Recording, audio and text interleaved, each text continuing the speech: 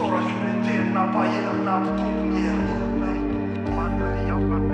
Isora kylen napiovan vjerko Nametraka ny anarako arina toza ho teo niezako samy saingy nisery nanosika mangina tsy miteny niako ny fahanginana fotsiny avy eo no fandresena ho tsy nitsahatra ny vavakarako ny finono ho an'izay aso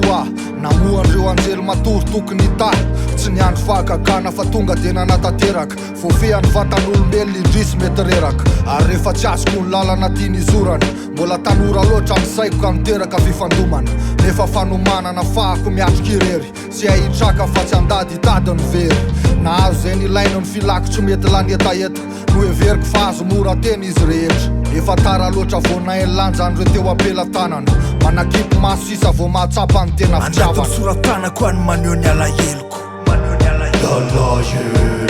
mitsika ivelany ho afahako manety ny feriko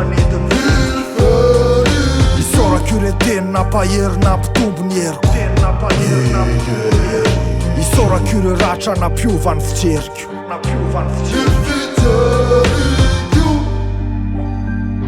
sendo mitamberina kely ireo fotoana ny rahana na de efa nanaiko ny vesatry ny fisarahana hatrany amboalohany efa nampiomanina fiatombohana tsy maintsy efara amin'ny fitsaharana fisaorana mitikina seo de ny mbola nindrana vatana nefa indrisy fa tsy voateniko azy mivantana vatana ny lozan'ny fanahy tsy afaky niarina mifindra toerana nanorom-ponena nany amin'ny fahasambarana any anatiko hijanony toetra ny anarany atsoko mangina rehefa mila fampianarana lalana tokana sisa ny antso amin'ny fampiarana tapotra ny taratasy ny fanoratana anatin'ny soratanako any maneho ny alaheloko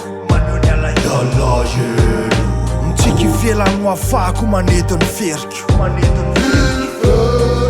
isorako ire teny nampahery nampitombo ny heriko isorako ire ratra nampiova ny fijeriko anatin'ny soratanako any maneho ny alaheloko mitsika ivelany ho afahako manety ny feriko isorako ire teny nampahery nampitombo ny heriko isorako ire ratra nampiova ny fijeriko